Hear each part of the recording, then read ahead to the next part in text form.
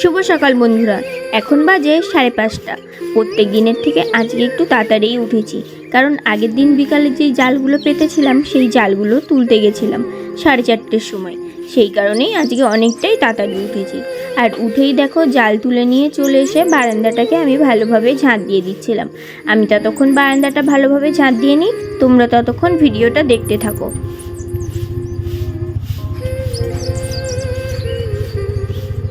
এই দুদিনের বৃষ্টিতে মাঠঘাট সব কিন্তু তলিয়ে গেছে, আর রাস্তাও কিন্তু কাদা কাদা হয়ে গেছে। আর বারান্দাটা দেখো, ঝাঁট দিয়ে ভালোভাবে আমি নোংরাগুলো এক জায়গাতে জড়ো করে নিচ্ছিলাম। আর নোংরাগুলো ঝাঁট দিয়ে জড়ো করে নিয়ে হাতে করে ফেলে দিলাম ওই সাইডে। আর ওই সামনের দিক দিয়ে আর গেলাম না, রাস্তাটা ওই যে প্রচণ্ড কাদা হয়ে গেছে সেই কারণে। সামনে দেখছো পাটের সুতোগুলো রাখা আছে, রাস্তায় প্রচণ্ড পরিমাণে কাদা হয়েছে, তাই জন্য ওরা মাথায় করে আর নিয়ে যেতে পারেনি, এখানেই রেখে গেছে। Welcome back to my channel Priyanka simple হাউসে। তোমরা সবাই কেমন আছো? আশা করছি খুব ভালো আছো। তোমাদের ভালোবাসায় আমিও খুব ভালো আছি। আর সকালবেলা গেছিলাম মাছ ধরতে, আর দেখো নৌকা থেকে পড়ে গেছি। বাড়িতে এসেই কিন্তু আমি স্নান করে নিয়েছি আগে। আর দেখো আমার এই ফুল গাছগুলো কত সুন্দর ফুল ফুটেছে। অন্য দিন তো একটু বেলা হয়ে যায়, সেই জন্য তোমাদের সাথে এই ফুলগুলো শেয়ার করতে পারি না। আর দেখতে কেমন ভালোও লাগে না, বন্ধ হয়ে যায় তো। আর এখন দেখো সবেই ফুটেছে, কত সুন্দর দেখতে লাগছে, তাই না? এই দেখো কত সুন্দর ফুল ফুটেছে, দেখছো? খুব সুন্দর লাগছে দেখতে। এই লাইনে যতগুলো দেখছো সবই কিন্তু এইভাবে ফুল গাছ লাগানো আছে। এটা কিন্তু গোলাপি কালার, আর একটা আছে এই যে হলুদ কালার, এপাশে আছে সাদা কালার, এই দেখো। আর এটা হচ্ছে হলুদ কালার। কেমন লাগছে অবশ্যই কিন্তু কমেন্ট করে জানিও। আর আজকে কিন্তু রাস্তায় গেলাম না, আজকে আমার এই রান্নাঘরের বাগান থেকে কিন্তু তোমাদের সাথে আমি কথা বলছি। দেখো খুব সুন্দর লাগছে কিন্তু সকালবেলা, আর সকালের প্রকৃতিটা দেখো। আর ওই যে সূর্যি মামা এখন কিন্তু উঠছে, এখনও কিন্তু ওঠেনি। বাইরে রান্নাঘরে বাগান থেকে সোজা ঘরের থেকে সাজিয়ে নিয়ে চলে আসলাম আমার গোপুসোনার জন্য ফুল তুলতে। আর দেখো গাছটায় কিন্তু প্রচণ্ডই ফুল ফুটেছে। আর এই যে এই দেখছো ছোট একটা গাছ হয়েছে, ওই গাছটাও কিন্তু বড় ছিল, গাছটাকে কেটে দেওয়ার পরে আবার ওখান থেকে হয়ে ফুল ফুটেছে। আর দেখো এই যখন বৃষ্টি হয় তখন এই ফুল তুলতে গেলে মনে হয় কি যে ফুলগুলোর তোলা কতই কিন্তু সহজ হয়ে যাচ্ছে, হাত দেওয়ার সাথেই ঝরে ঝরে পড়ে যায়। সাদা ফুল তুলে নিয়ে সোজা চলে আসলাম রান্নাঘরের সামনে। আর এই ফুলগুলোও দেখো কত সুন্দর লাগছে। এই ফুলগুলো কিন্তু আমি অন্য দিন তুলি না, আমি যখন ফুল তুলতে আসি তখন কিন্তু এই ফুলগুলো আর ফোটে না।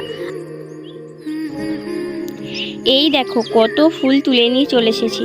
আর আজকে কিন্তু এই যে এই ফুলগুলো আছে তাই জন্য দেখতে কিন্তু আরও সুন্দর লাগছে। আর এখনও কিন্তু 7টাও বাজেনি বন্ধুরা। এই ফুলগুলো দেখছো, জবা ফুলগুলো কিন্তু এখনও ফোটেনি, তাহলে বুঝতেই পারছো এখনও কত সকাল, তাই না? চলো আগে পুজোটা দিয়ে নিই। ফুল তুলে নিয়ে সোজা চলে আসলাম গোপুসোনাকে পুজো দিতে। আর দেখো সিংহাসনটা কিন্তু ভালো করে পেতে গপুকে কিন্তু নতুন জামা পরিয়ে ভালো করে ফুল দিয়ে সাজিয়ে দিলাম। আর প্রত্যেক দিন তো 4-5 রকমের ফুল দিয়ে পুজো দিই, আজকে কিন্তু আরও 2-3 রকমের ফুল আছে। এই যে দেখছো হলুদ গোলাপি কালার, এই ফুলগুলোর নাম কি তোমরা কিন্তু অবশ্যই কমেন্ট করে আমাকে জানিও।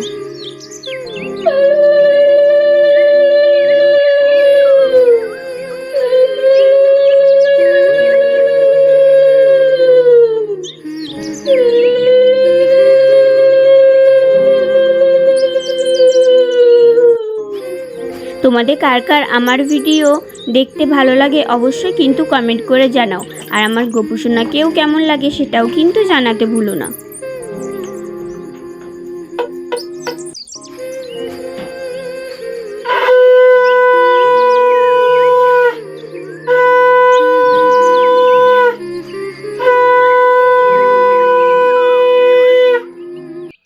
গোপুসোনাকে আমার কিন্তু খেতে দেয়া হয়ে গেছে। আর সামনেই কিন্তু জন্মাষ্টমী আসছে। জন্মাষ্টমী একটি হিন্দু উৎসব, আর এটি বিষ্ণুর অবতার কৃষ্ণের জন্মদিন হিসেবে পালিত হয়। তোমরা কে কে জন্মাষ্টমী করো আমাকে কিন্তু কমেন্ট করে জানাতে ভুলো না। আর তোমাদের কার কার গোপুসোনা আছে সেটাও কিন্তু জানাতে ভুলো না।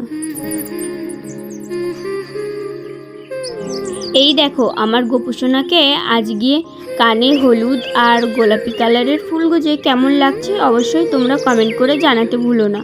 আর দেখো গোপুসোনাকে পুজো দিয়ে আমি কিন্তু চলে আসলাম মাথাটা আঁচড়াতে। আর আজকে তো সকালবেলা স্নান করে নিয়েছিলাম, সেটাতে তোমাদেরকেই বললাম। আর দেখো চুলটা কিন্তু আমার পুরো ভেজা ছিল, চুলটাকে ভালো করে আঁচড়ে নিচ্ছিলাম। আর এই নাইটিটা কিন্তু তোমরা দেখো না, আজকেই কিন্তু আমি পরেছি। এই নাইটিটা দেখো পুরো কাকতাড়ুয়ার মতো দেখতে। কিন্তু আমি আগে চুলটা ভালো করে আঁচড়ে নিই, তোমরা ততক্ষণ আমার ভিডিওটা দেখতে থাকো।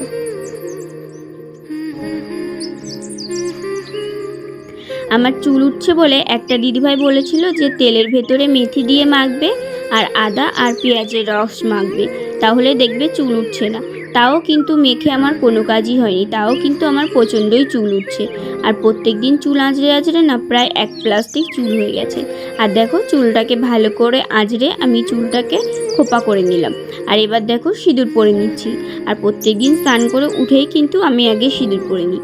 আজকে আর স্নান করে উঠেই সিঁদুর পরেছিলাম না, আগে সব কাজ করে পুজো দিয়ে তারপরে কিন্তু সিঁদুরটা পরে নিচ্ছিলাম। আমি যেই কাঠিটা করে সিঁদুর পরি সেটা না হারিয়ে গেছে, তাই জন্য আজকে হাতে করেই সিঁদুরটা পরে নিলাম। আর সিঁদুর পরার পর কে কে গলায় আর কপালে সিঁদুর দাও অবশ্যই কিন্তু কমেন্ট করে আমাকে জানিও। আর দেখো সিঁদুর পরেই কিন্তু রেডি হয়ে চলে আসলাম জামা কাপড় কাচতে। জামা কাপড়গুলো কিন্তু আমি আগেই সার্ফে ভিজিয়ে রেখেছিলাম। কে কে এরকম আগে সার্ফে ভিজিয়ে রাখো অবশ্যই কিন্তু আমাকে জানাতে ভুলো না। আর দেখো জামা কাপড়গুলো আমি ভালোভাবে কেচে নিচ্ছি। আর জামা কাপড়গুলো কিন্তু আমার সব কাচা হয়ে গেছে। জামা কাপড়গুলো কেচে আমি ভালো করে দেখো গামলার জলে ধুয়ে নিচ্ছিলাম।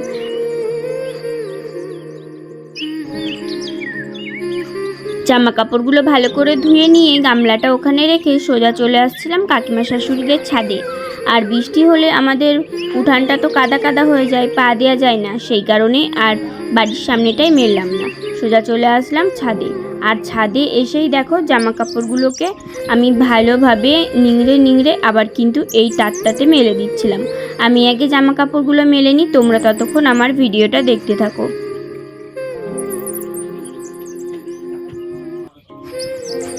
সকালে উঠেই আগে সব কাজগুলো সেরেই জামা কাপড়গুলোকে কেচে আমি মেলে দিচ্ছিলাম। এখন আবার বৃষ্টির সময়, যদি আবার বৃষ্টি হয় তাহলে জামা কাপড়গুলো আর শুকাবে না, সেই কারণেই সকালে তাড়াতাড়ি করে জামা কাপড়গুলো কেচে দিলাম। আর এই সাদা জামাটা দেখছো, সাদা জামাটা কিন্তু প্রত্যেক দিনই আমাকে কাচতে হয়। যতই কাচি আর আমার বর যখনই গায়ে দেয় তখনই কিন্তু ও নোংরা করে ফেলে, সেই কারণে প্রত্যেক দিনই জামাটা আমি কেচে দিই। আর এত প্রচণ্ড হাওয়া দিচ্ছিল যে জামা কাপড়গুলো কিন্তু উড়ে যাচ্ছিল।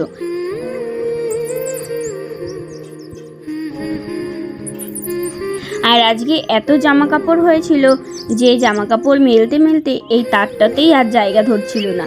আর ক্লিপও তেমন ছিল না যে জামা কাপড়গুলো মেলে ক্লিপ আটকে দেবো। আর এত হাওয়া দিচ্ছে, ক্লিপ না দিলেও কিন্তু আবার জামা কাপড়গুলো পড়ে যাবে। ছাদে এসে জামা কাপড়গুলো তো মেলা হয়ে গেছে, আর মেঘ করেছে কিন্তু রোদ্রও ওঠেনি। ওই যে সকালবেলা নৌকা থেকে পড়ে গেছিলাম, জামা কাপড়গুলো ভিজে গেছিলো। আর পাট পচা জল তো, সেই কারণেই জামা কাপড়গুলো বন্ধ হয়ে গেছিলো, এসেই কেচে দিয়েছি। আর দেখো নিচে কিন্তু চারিদিকটা শুধু জল আর জল, যেদিকে তাকাবে জল। আমরা কিন্তু ওই মাঠে গেছিলাম হচ্ছে জাল পাততে, তোমরা তো সেটা দেখেইছো। আর দেখো নিচের পরিবেশটা কিন্তু ছাদের থেকে দেখতে কত সুন্দর লাগছে। এই দেখো ছাদের থেকে নিচের পরিবেশটা দেখতে কত সুন্দর লাগছে, তাই না? যেদিকে তাকাবে শুধু সবুজ আর সবুজ, আর মাঠে যেদিকে নিচে তাকাবে সেদিকে শুধু জল আর জল, পুরো জলে ভর্তি হয়ে গেছে। আর ওই দেখো ওই দূরে গাছটা দেখা যাচ্ছে, ওই দিক দিয়ে কিন্তু আমরা নৌকা করে কালকে বিকালে জাল পাততে গেছিলাম, তোমরা তো সেটা দেখেইছো।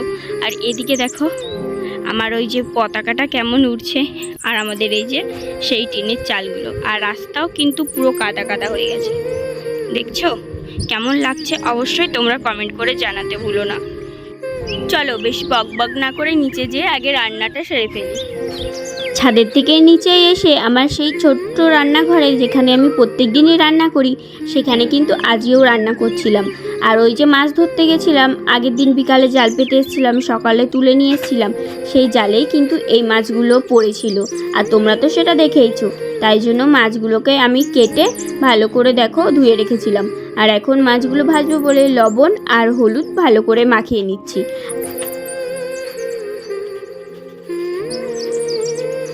আমি যখনই কিন্তু মাছের তরকারি রান্না করি তোমরা তো তখন দেখোই। আর দেখো মাছগুলো কিন্তু কোনোদিনও আমি হাতে করে মাখাই না, প্রত্যেক দিন কিন্তু আমি এরকম লবণ হলুদ ঝুড়িতে কিংবা গামলায় দিয়ে এরকম নাড়াচাড়া করে নিই, মাছগুলোকে মাখিয়ে নিই। আর দেখো তেলটা ভালো করে আমার গরম করা হয়ে গেছে, আর মাছগুলো আমি কড়াইতে দিয়ে দিচ্ছিলাম। আর এই যে পেতেটায় দেখছো যেটাতে মাছ ছিল, এটা কিন্তু আমার না, এটা কিন্তু কাকিমা শাশুড়ির। আমি আগে মাছগুলো ভালো করে ভেজে নিই।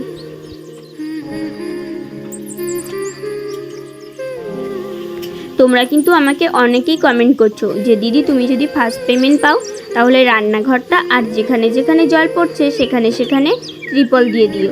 অবশ্যই আমি যদি ফার্স্ট পেমেন্ট পাই তাহলে অবশ্যই কিন্তু আমি রান্নাঘরটা আর যেখানে যেখানে জল পড়ে ঠিক করব। তোমরা যদি আমাকে এইভাবে সাপোর্ট করতে থাকো আর এইভাবে যদি আমার পাশে থাকো তাহলে অবশ্যই আমি এই সবগুলো আস্তে আস্তে ঠিক করে নেব। আর দেখো মাছটা কিন্তু আমার ভাজা হয়ে গেছে, মাছটাকে এবার আমি তুলে নিচ্ছি।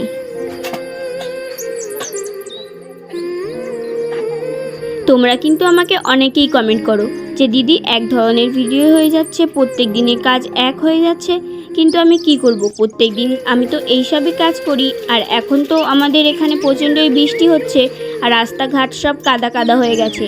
যখন রাস্তাঘাট শুকিয়ে যাবে তখন না হয় তোমাদের আমাদের গ্রামটা ঘুরিয়ে দেখাবো, আরও নতুন নতুন জিনিস দেখাবো। এখন কিন্তু আমি ঘরের থেকে বেরোতে পারছি না, তাই এখন এইসবই আমি তোমাদের সাথে শেয়ার করছি। আর যেহেতু বাড়িতে বসেই আমি তোমাদের সাথে ব্লগ শেয়ার করি, সেই কারণে বাড়ির সব কাজ বাজই তো তোমাদের সাথে শেয়ার করি। আমি সারাদিন যেটা করি, যেটা খাই, যা কিছুই করি তোমরা সেটাই কিন্তু দেখো, এর বাইরে কিন্তু আর কিছু তোমাদের দেখাতে পারি না। তোমরা যারা আমাকে প্রত্যেক দিন এরকম কমেন্ট করছো তাদেরকে বলছি তোমরা খারাপ মনে করো না, আমি বাড়িতে তো এইসবই কাজ করি, তাই এইসবই তোমাদের সাথে শেয়ার করি। আর ডেলি ব্লগ মানে কি, বাড়িতে যেই সব কাজ করি সেই সবগুলোই তো মধ্যে পড়ে কাজের মধ্যে, তাই না? তাই তোমরা প্লিজ কিছু মনে করো না, চ্যানেলটি সাবস্ক্রাইব করে রেখো আর আমার পাশে থেকো। আশা করি পরবর্তীকালে আরও সুন্দর সুন্দর ভিডিও দেখতে পাবে। এই বর্ষাকালটা একটু সমস্যা হচ্ছে, কিন্তু বর্ষাকালটা চলে গেলে তোমাদেরকে আমি আরও নতুন নতুন কিছু দেখাবো। আর দেখো তরকারিটা কিন্তু আমি হলুদ লবণ দিয়ে ভালো করে কষিয়ে নিচ্ছিলাম।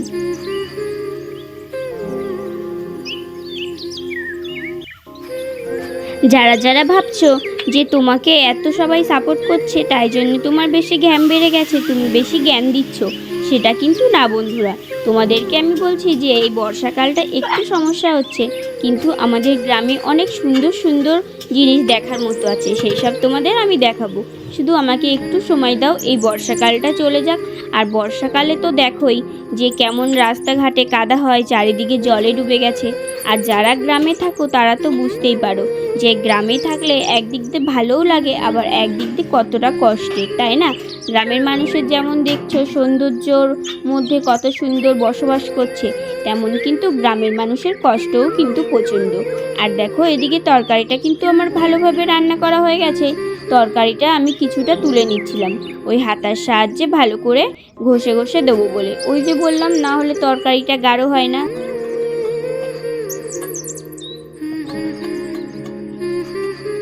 আমি যখনই কোনো তরকারি রান্না করি তখন যদি তরকারিতে আলু দিই তাহলে 4-5টা আলু তুলে ভালো করে হাতার সাহায্যে ডলে দিই। আর হাতার সাহায্যে ডলে দিলে কি হয় বলো তো, তারপর ঝোলে দিয়ে দিলে না ভালো তরকারিটা গাঢ় হয়।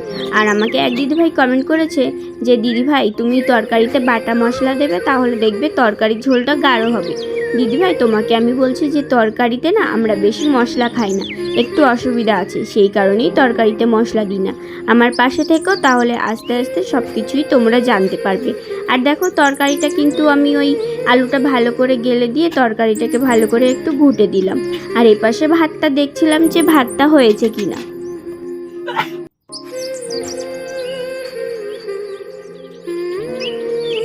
এই পাশে তরকারি চাপানো ছিল আর ডান পাশে ছিল ভাত। ভাতটাকে আমি ভালো করে দেখলাম যে ভাতটা হয়েছে কিনা। ভাতটা আমার হয়ে গেছে, ভাতটাকে এবার নামিয়ে নিলাম। আর ভাতের হাঁড়িটা নামানোর সাথেই দেখছো আগুনটা কেমন এই পাশ দিয়ে বেরিয়ে আসছে, তাই জন্য ওই কড়াইটাতে জল দিয়ে ওপাশটাতে বসিয়ে দিলাম। যদি ওপাশে কিছু না বসানো হয় তাহলে দেখলে কেমনভাবে আগুন বেরোয় এই সাইড দিয়ে, তাহলে আর এখানে বসেই রান্না করা যাবে না। আর ভাতটাকে দেখো আমি এবার ভালো করে ফ্যান ঝরিয়ে নিচ্ছিলাম।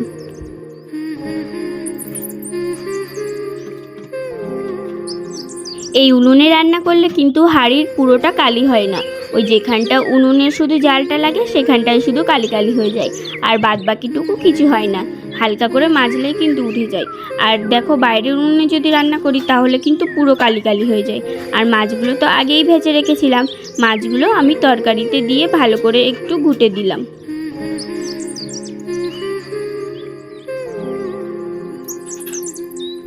তরকারিটা দেখো মাছ দেওয়ার পরে ভালো করে কিন্তু ফুটে গেছে। আর তরকারিতে এখন দিয়ে দিচ্ছিলাম জিরে গুঁড়ো।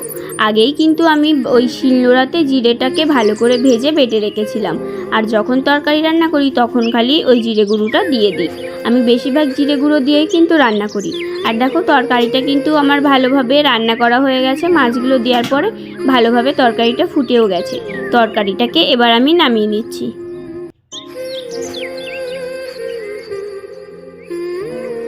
তরকারিটাকে নামানোর পর ভালো করে দেখো গামলাটাকে মুছে আমি ওই সাইডে রেখে দিলাম। আর কড়াইটা উনুনের পর বসিয়ে কড়াইতে আবার একটু জল দিয়ে দিচ্ছিলাম, কারণ উনুনটা এখন আগুন আছে সেই কারণে, নাহলে কড়াইটা পুড়ে একদমও কালো কালো হয়ে যাবে আর মাজার সময় উঠতে চাইবে না। আর থালাটাকে দেখো একটু ভালো করে মুছে তরকারিটাকে আমি ঢাকা দিয়ে ওই পাশে সরিয়ে রাখছিলাম। আর রান্না করা হয়ে গেছে, তাই জন্য ওই রান্নাঘরটাকে একটু ভালোভাবে ঝাঁট দিয়ে নেব। আর তরকারিগুলো ভাতটা সব এক সাইডে রেখে সব কিছু রেখে জ্বালনগুলোকে ভালো করে আঁটি বেঁধে এক সাইডে রেখে এবার আমি রান্নাঘরটাকে একটু ভালো করে ঝাঁট দিয়ে নিচ্ছি। আমি ততক্ষণ রান্নাঘরটা ভালোভাবে ঝাঁট দিতে লাগি, তোমরা ততক্ষণ ভিডিওটা দেখতে থাকো।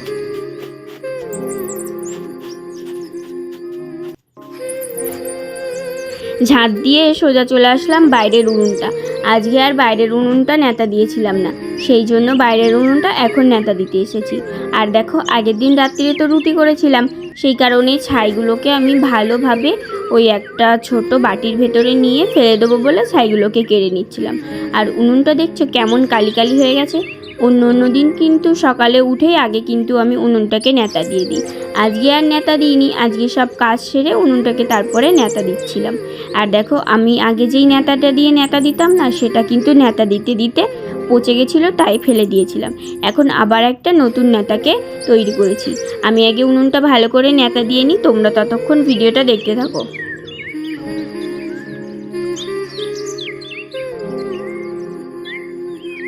আগে কিন্তু ঘর বারান্দা উনুন যাই বলো না, কিন্তু গোবর দিয়ে মাটি দিয়েই নেতা দিতাম।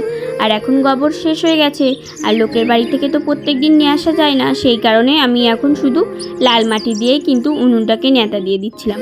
আর উনুনটা যতক্ষণ না আমার মনের মতো করে নেতা দেওয়া হবে ততক্ষণ কিন্তু আমি নেতা দিয়েই যাই। উনুন নেতা দিয়েই সোজা চলে আসলাম ঘরে। আর ঘরে এসে দেখো যত জামা কাপড় ছিল আমার তারে আর যেখানে যেখানে ছিল সব জামা কাপড় কিন্তু আমি এই লাগেজটাতে ভরে দিচ্ছিলাম। আর লাগেজটাতে সব জামা কাপড়গুলো ভালো করে ভরে রাখছিলাম। আর একটা আছে ব্যাগটাও কিন্তু আছে, ব্যাগেও কিন্তু জামা কাপড় ভরতে হবে। আর ব্যাগে যেসব জামা কাপড়গুলো ছিল সেই সব জামা কাপড়গুলো কিন্তু লাগেজে ভরে রাখছিলাম। আমার তো আলমারি নেই যে আলমারিতে রাখবো, সেই কারণে লাগেজটাতেই রাখছিলাম। আর আমি কোথায় যাচ্ছি, কেন লাগেজ গোছাচ্ছি, তোমরা ভিডিওটা দেখো তাহলেই বুঝতে পারবে। আর এই দেখো ব্যাগ গুছিয়ে আমি কিন্তু চললাম। আর আমার হাতে কিন্তু আমার গোপুসোনাকেও নিয়ে নিয়েছি, ওকেও কিন্তু নিয়ে যাচ্ছি। এই দেখো আমরা কিন্তু স্টেশনে এসে গেছি। আর আমরা কোথায় যাচ্ছি কেন যাচ্ছি সেটা তো বললাম, ভিডিওটা দেখো তোমরা জানতে পারবে। আমরা দেখো ট্রেন আসার জন্য কিন্তু অপেক্ষায় দাঁড়িয়ে আছি। আর দেখো স্টেশনটায় এখন দুপুরবেলা কিন্তু লোকজনে তাও ভর্তি, এত আজকে গরম পড়েছে। আর যেখানে যাব বলছিলাম সেখানে কিন্তু ট্রেনে করে আমরা এসে নেমে পড়েছি। আর আমার গোপুসোনাকে নিয়ে আমি হাঁটতে শুরু করলাম। আর লোকজনের এত ভিড় ছিল, শুধু তাকিয়ে তাকিয়ে দেখছিল। আর ব্যাগটা কিন্তু আমার বরের কাছে দিয়ে দিয়েছিলাম। ট্রেন থেকে নেমেই আবার হাঁটা শুরু করলাম। এখন যেতে হবে অটো ধরতে। আর আমাদের গ্রামে তো তোমরা যেদিকেই তাকাবে সেদিকেই শুধু সবুজ আর সবুজ দেখতে পাবে, আর এদিকে যেদিকেই তাকাবে সেদিকে শুধু ঘর আর ঘর দেখতে পাবে। তোমরা তো এতক্ষণ ভাবছিলে যে কোথায় যাচ্ছ কেন বলছো না। আমি যাচ্ছি আমার শ্বশুরবাড়িতে। তোমরা কে কে আমার শ্বশুরবাড়ির ব্লগ দেখতে চাও অবশ্যই কিন্তু কমেন্ট করে জানিও। আর দেখো আমি কিন্তু গাড়িতে বসেছিলাম, আর দেখো আমার বড় কিন্তু পাশে বসেছিল। সবাই ভালো থাকবে, সুস্থ থাকবে, সাবধানে থাকবে। ধন্যবাদ।